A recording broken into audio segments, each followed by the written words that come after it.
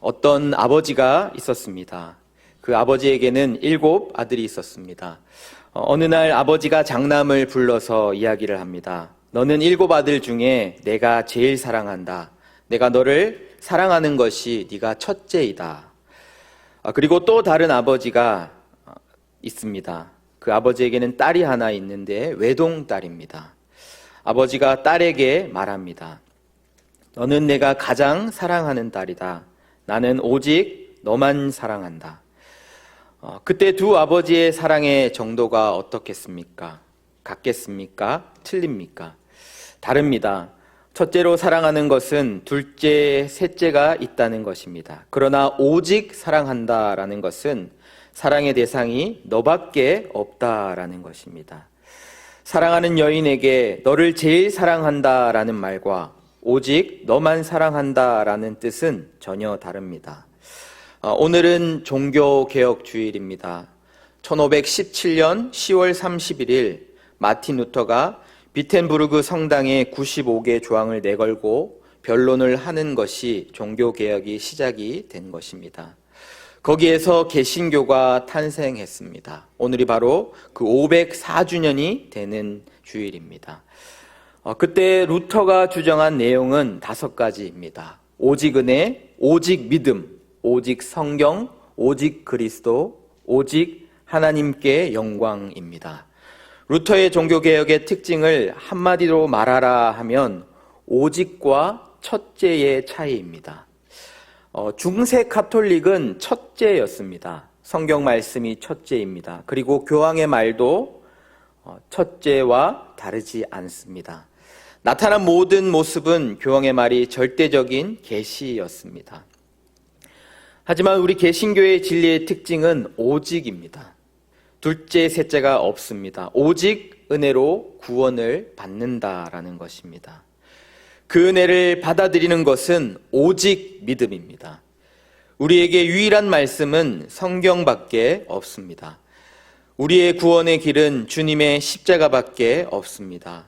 다원주의를 인정할 수 없습니다. 그리고 성도의 삶의 길은 언제나 하나님께 영광이 되어야 합니다. 이 진리가 아니면 우리는 마음을 넓혀서 받아들일 수 있습니다. 그러나 오직이라는 말을 해야 하는 것은 진리의 문제입니다. 그 진리는 어떠한 환경과 관계에서도 양보할 수 없습니다. 바울은 오직이라는 말을 여러 번 합니다. 빌립보서 3장 12절 말씀입니다. 내가 이미 얻었다 함도 아니요 온전히 이루었다 함도 아니라 오직 내가 그리스도 예수께 잡힌 바 된 그것을 잡으려고 달려가노라. 바울의 사명은 예수께 잡힌 바 된 그것밖에 없다라고 이야기하고 있습니다. 그리고 로마서 13장 14절 말씀입니다. 오직 주 예수 그리스도로 옷 입고 정욕을 위하여 육신의 일을 도모하지 말라. 성도의 삶도 오직 주 예수 그리스도의 옷만 입어야 한다라는 것입니다. 가룟 유다의 죄가 무엇입니까? 이렇게 말할 수 있습니다. 오직 예수가 아니었습니다. 오히려 오직 자기였습니다. 예수님을 통해서 내가 잘되고 이익을 얻으려고 했다라는 것이죠. 사랑하는 교우 여러분, 나는 오늘 가롯 유다의 모습이 없습니까? 오직 예수님입니까? 진리에 굳게 서 있습니까? 하나님의 은혜인 십자가 외에는 구원이 없다라는 것을 믿으십니까? 그 은혜의 응답을 믿음 외에는 길이 없음을 믿으십니까? 성경만이 구원과 삶의 길이 되는 것을 믿으십니까? 그리고 오늘은 성도의 삶의 길이 오직 하나님께 영광이 되는 길에 되어야 함을 말씀드리겠습니다. 우리의 영이 세속의 것에 오염되어서는 안 됩니다. 영이 성령으로 정결해지시기 바랍니다. 그것은 우리의 진리의 길이 첫째가 아니라 오직이어야 하는 것입니다. 그러면 오직 하나님께 영광이 되어야 한다라는 길이 성도의 길이라면 그 길의 내용은 무엇입니까? 레미제라블을 지은 빅토르 위고는 이렇게 작품을 썼다라고 합니다. 그는 새로운 작품을 쓰기 위해 긴장하고 생각했습니다. 그런데 친구들이 자주 연애에 초청을 했습니다. 그 초청을 가게 되자 작품 활동에 많은 지장을 주었습니다. 시간을 낭비하고 작품을 위해 집중할 수가 없었던 것이죠. 그래서 그는 머리카락 반을 자르기도 하고 수염을 이상하게 깎았습니다. 그러므로 연애에 가지 않았고 작품에 집중하고 또 하나의 대작을 세상에 내놓을 수 있었습니다. 실로 한 작품을 위해서 그는 온갖 고난을 감수했습니다. 알베르트 아인슈타인은 이렇게 말했습니다. 지식을 배우려면 사고에 고난이 있어야 한다. 나는 그 방법으로 과학자가 되었다. 이 세상의 질서도 그러합니다. 고난이 없이 좋은 결과를 얻을 수는 없다 하는 것입니다. 고진감래라는 말이 맞습니다. 마틴 루터의 신학을 이렇게 정리할 수 있습니다. 십자가의 신학과 영광의 신학입니다. 그런데 십자가와 영광은 그 내용이 반대입니다. 십자가는 고난입니다. 그 고난으로 죽는 것이죠. 그러나 영광은 그렇지 않습니다. 가장 높아지는 것입니다. 높아져서 존경과 경애의 대상이 되는 것입니다. 그렇게 그 내용이 전혀 반대임에도 불구하고 루터는 십자가의 고난이 영광의 길이다라고 주장합니다. 그 말을 바꾸어 설명드리면 우리가 주님의 뒤를 따라 십자가의 길을 가면 그것이 하나님께 영광이 된다라는 것입니다. 31절 말씀입니다. 먹든지 마시든지 무엇을 하든지 다 하나님의 영광을 위하여 하라. 아멘. 우리는 그 말씀을 이렇게 해석할 수 있습니다. 먼저는 다입니다. 전부라는 뜻입니다. 어떤 일은 하나님께 영광이 되고 어떤 일은 영광이 되지 않아도 된다라는 뜻이 아닙니다. 그리스도인이 살아가는 모든 생각과 행동이 하나님께 전부 모두 영광이 되어야 한다라는 것입니다. 그 말씀이 오직 하나님께 영광을 돌린다라는 뜻입니다. 이런 예를 들어보겠습니다. 자녀가 원하는 대학에 합격을 했습니다. 가족들이 모두 기뻐합니다. 그때 그리스도인은 누구에게 영광을 돌려야 하겠습니까? 그 어떤 사람도 그 영광을 받아서는 안 됩니다. 오직 하나님만이 영광을 받으셔야 합니다. 찬양대가 찬양을 불렀습니다. 오늘 권사님도 찬양을 부르셨습니다. 누가 들어도 잘 불렀습니다. 그때 우리는 누구에게 영광을 돌려야 하겠습니까? 바로 오직 하나님께만 영광을 돌려야 하는 것입니다. 그 어떤 대원도 어떤 사람도 영광을 대신 받아서는 안 됩니다. 다라는 말씀에 순종하셔야 합니다. 그래야 오직 하나님께 영광을 돌릴 수 있습니다. 그런데 실제로 우리의 생각과 삶이 어떠합니까? 사람에게 영광을 돌릴 때가 너무 많지 않습니까? 잘 되면 내가 잘했다라고 자랑합니다. 어떤 사람이 잘해서 공동체가 잘 된다고 그 사람에게 우리는 영광을 돌리지 않습니까? 먹든지 마시든지 무엇을 하든지 다 하나님께 영광을 돌리시기 바랍니다. 그 길이 믿음을 지키는 바른 길입니다. 성도가 말씀대로 가는 길입니다. 그리고 더 중요한 것이 있습니다. 성도가 어떻게 하면 하나님께 영광을 돌리는 적극적인 생각과 삶이 되겠습니까? 그것은 앞에 말씀드린 대로 주님을 위해 고난의 길을 가야 합니다. 주님을 위하여 생각도 고난의 길을 선택해야 합니다. 행동, 즉 모든 삶이 주님의 십자가의 고난에 동참해야 합니다. 소극적인 것을 말씀드리겠습니다. 주님을 위해 불편한 길을 가야 합니다. 주님 때문에 불편할 수 있어야 한다라는 것입니다. 그것은 우리의 일상의 삶에서 실제로 겪을 수 있습니다. 주일 예배를 드리는 일에도 불편을 감수해야 합니다. 관계에서도 손해볼 줄 알아야 합니다. 교회 봉사 역시 불편을 감수하지 않으면 우리는 할 수 없다라는 것입니다. 모든 생활, 직장, 사업, 이웃의 관계, 교회 등 모두에서 주님 때문에 불편해질 수 있는 용기가 필요합니다.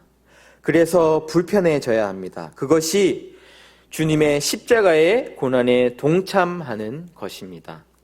그때 모든 생각과 삶이 하나님께 영광이 됩니다. 더 나아가 주님 때문에 어려울 수 있어야 합니다. 힘들어야 합니다. 그 생각과 행동이 하나님께 영광이 된다는 것입니다. 적극적인 것이 무엇입니까? 로마서 12장 1절 말씀을 봉독해 드리겠습니다. 그러므로 형제들아, 내가 하나님의 모든 자비하심으로 너희를 권하노니 너희 몸을 하나님이 기뻐하시는 거룩한 산 제물로 드리라. 이는 너희가 드릴 영적 예배니라. 아멘. 주님을 위해 내 전부를 드릴 수 있어야 합니다. 복음 증거를 위해 내 몸을 헌신할 수 있습니까? 마음을 전부 드려야 합니다. 실제적으로 헌신하고 드려야 하는 것입니다. 물질을 드려야 합니다. 믿음의 모범을 보여야 합니다. 전도해야 합니다. 주님을 위해 봉사해야 합니다. 그때 나의 일부를 드리는 것이 아니라 나의 전부로 봉사해야 하는 것입니다. 한 소년이 자기가 가진 전부인 보리떡 5개와 물고기 2마리를 드렸습니다. 자기는 굶어야 함에도 불구하고 주님께 드린 것이죠. 그때 드린 것은 주님을 위해 드린 것입니다. 그것이 하나님께 영광이 된 것입니다. 그 결과가 어떠했는지는 우리는 잘 알고 있습니다. 5,000명이 배불리 먹게 되었던 것이죠. 아리마대 요셉이 위험을 무릅쓰고 주님의 시체를 빌라도에게 달라라고 했습니다. 그는 공회원이고 부자인데 얼마든지 몸을 사릴 수 있는 자였습니다. 그리고 그런 때였습니다. 그리고 자기의 새 무덤에 고운 세마포 옷을 입혀서 예수님을 장사했습니다. 실로 그는 그때 자기의 전부를 드린 주님의 고난에 동참했습니다. 그것이 하나님께 영광이 되었습니다. 그래서 그 무덤이 주님의 부활의 장소가 되는 축복을 받았습니다. 그 당시 얼마나 많은 공회원, 종교 지도자들이 있었습니까? 그 누구도 그 일을 할 수 없었습니다. 주님의 고난에 동참할 수 없었기 때문입니다. 모두 자기의 영광에 사로잡혀 있었기 때문입니다. 바울의 고백을 보십시다. 골로새서 1장 14절 말씀입니다. 나는 이제 너희를 위하여 받는 괴로움을 기뻐하고 그리스도의 남은 고난을 그의 몸된 교회를 위하여 내 육체에 채우노라. 아멘. 그러면 주님의 고난에 동참하는 것이 하나님께 영광이 된다면 사람들과의 관계는 어떻게 해야 하나님께 영광이 되겠습니까? 우리는 본문의 맥락에서 알 수가 있습니다. 하가 밀레가 젊은 시절에 가난했습니다. 겨울이 되자 생계가 어렵게 되었습니다. 그가 그린 그림이 잘 팔리지 않았습니다. 빵을 구울 밀가루는 물론 난로를 지필 땔감도 없었습니다. 그때 친구 루소가 찾아왔습니다. 반가워하며 자네의 그림을 사겠다는 미국인이 나타났다라고 이야기를 했습니다. 밀레는 놀라면서 그게 정말이냐라고 물었습니다. 루소는 이 돈은 선불이야. 그림의 선택은 나에게 맡겼지. 런던으로 바로 떠나야 했거든. 루소는 300프랑의 돈을 친구 밀레에게 주었습니다. 그래서 루소는 접목하는 농부라는 그림을 선택했습니다. 사실 그 그림을 산 것은 미국인이 아니라 친구 루소였습니다. 그는 친구를 도와주고 싶었지만 자존심이 강한 밀레의 마음을 상하지 않게 하기 위해 한 일이었습니다. 친구를 배려하는 루소는 참으로 덕이 있는 사람이었습니다. 그 루소의 덕으로 두 사람의 우정은 나날이 깊어져 갔습니다. 사람이 살아가는데 모든 사람에게는 덕을 끼친다라는 것은 참으로 아름다운 것입니다. 본문은 우상의 제물을 먹느냐, 먹지 말아야 하느냐의 문제에 대한 결론입니다. 고린도 교회가 가진 문제 가운데 우상의 제물을 먹느냐, 먹지 않아야 하는가에 대한 문제가 심각한 다툼이 되었습니다. 교회가 그 문제 때문에 파벌을 이루게 되었습니다. 그래서 교인과의 관계가 서로 깨어졌습니다. 그 문제에 대하여 바울이 권면한 내용입니다. 바울의 견해는 이러합니다. 오늘 말씀 10장 25절입니다. 그 당시에 10장 25절을 읽겠습니다. 무릇 시장에 파는 것은 양심을 위하여 묻지 말고 먹으라. 그 당시 시장에 나오는 대부분의 고기가 우상의 제물이었습니다. 바울은 우상의 제물을 먹는다고 죄가 된다라고 생각하지 않았습니다. 그러나 그 먹는 일에 대해서도 덕을 이루어야 한다라는 것이 바울의 생각이며 권면이었습니다. 8장에 보면 이렇게 말하고 있습니다. 먹어도 죄가 되지 않지만 내가 그 음식을 먹는 것을 본 신자들이 낙심케 되면 먹지 말라라는 것입니다. 그래서 바울은 8장 13절에서 이렇게 고백을 합니다. 그러므로 만일 음식이 내 형제를 실족하게 한다면 나는 영원히 고기를 먹지 아니하여 내 형제를 실족하지 않게 되리라. 그래서 이렇게 말씀하고 있습니다. 10장 23절과 24절 말씀입니다. 모든 것이 가하나 모든 것이 유익한 것은 아니요 모든 것이 가하나 모든 것이 덕을 세우는 것은 아니니 누구든지 자기의 유익을 구하지 말고 남의 유익을 구하라. 32절과 33절 말씀을 봉독해 드리겠습니다. 유대에게나 헬라인에게나 하나님의 교회에나 거치는 자가 되지 말고 나와 같이 모든 일에 모든 사람을 기쁘게 하여 자신의 유익을 구하지 아니하고 많은 사람의 유익을 구하여 그들로 구원을 받게 하라. 아멘. 이것이 무슨 말씀입니까? 우상의 제물을 먹느냐 먹지 않느냐가 아니라 어떻게 하든지 교인들을 낙심하게 하지 않아야 한다라는 것입니다. 다시 말하면 진리의 문제가 아니면 교회에 덕을 끼쳐야 한다라는 것입니다. 그래서 31절에서 너희가 먹든지 마시든지 무엇을 하든지 다 하나님의 영광을 위하여 하라라는 명령을 한 것입니다. 오직 하나님께 영광이 되는 길은 다른 사람의 덕을 위하여 말하고 행동하는 것입니다. 그러나 우리는 어떻습니까? 생각하지 않고 쉽게 말하고 행동합니다.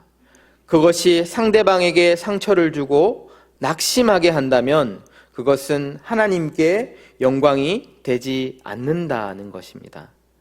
그러기 위해 우리는 어떻게 해야 합니까? 24절과 33절의 말씀처럼 언제나 나의 유익을 구하지 않고 다른 사람의 유익을 구해야 합니다. 결국 그리스도인의 믿음은 하나님 앞에서와 이웃들 앞에서 자기를 버리고 희생하고 헌신해야 합니다. 촛불이 자기를 희생하면서 주의를 밝히는 것과 같습니다. 다시 주님의 음성을 들읍시다. 마태복음 16장 24절입니다. 이에 예수께서 제자들에게 이르시되 누구든지 나를 따라오려거든 자기를 부인하고 자기 십자가를 지고 나를 따를 것이니라. 아멘. 교인들과의 관계와 세상의 모든 이웃들과의 관계에서 덕을 끼쳐야 합니다. 그 말과 행동이 오직 하나님께 영광을 돌리는 길입니다. 그러기에 나의 유익을 버려야 합니다. 도리어 그들을 위해 희생하고 헌신할 때 가능한 길입니다. 본문을 받은 고린도 교회는 어떻습니까? 겉으로 보면 믿음이 좋은 교회입니다. 은사를 많이 받았습니다. 병 고치는 은사, 예언하는 은사, 방언하는 은사 등 많은 은사를 받았습니다. 그것은 기도를 많이 하는 교회였습니다. 그런데 그 은사 받은 것까지도 자기가 받은 은사가 최고라고 자랑하며 은사 받지 못한 교인들을 정죄했습니다. 덕이 전혀 없었습니다. 그것이 하나님의 책망을 받은 길이었습니다. 데살로니가 교회는 어떻습니까? 주님의 재림에 대해 잘못된 생각을 가진 교인이 일부 있었지만 덕을 세우는 교회였습니다. 데살로니가 전서 1장 3절 말씀입니다. 너희의 믿음의 역사와 사랑의 수고와 우리 주 예수 그리스도에 대한 소망의 인내를 우리 하나님 아버지 앞에서 끊임없이 기억함이니, 사랑의 수고를 한다는 말씀은 덕을 세우는 데 힘쓰는 교회였다라는 것입니다. 사랑하는 교우 여러분, 오늘 우리의 종교개혁 정신을 이어가는 것이 무엇입니까? 첫째가 오직이어야 합니다. 특히 오직 하나님께 영광을 돌려야 합니다. 그 길은 주님의 고난에 동참하는 말과 행동이 모범으로 나타나야 합니다. 주님을 위하여 불편하고 손해볼 수 있는 용기가 필요합니다. 교인들과 이웃 앞에서 덕을 끼치는 말과 행동을 해야 합니다. 상처를 주거나 낙심하게 하면 안 됩니다. 그러기 위해서 자기의 유익을 구하지 않아야 합니다. 다른 사람의 유익을 구해야 합니다. 그때에 우리는 오직 하나님께 영광을 돌리게 되는 것입니다. 그러면 결과는 어떠합니까? 33절 말씀에, 마지막 말씀에 보면 그들로 구원을 받게 하라라는 말씀이 있습니다. 오직 하나님께 영광을 돌리면 그곳에 구원의 역사가 일어납니다. 가까이 있는 성도의 믿음을 자라게 합니다. 믿지 않는 이웃들을 구원하는 역사가 일어나게 되는 것입니다. 그것을 다르게 말하면 성령의 열매가 맺혀진다라는 것입니다. 갈라디아서 5장 22절에서 23절 말씀입니다.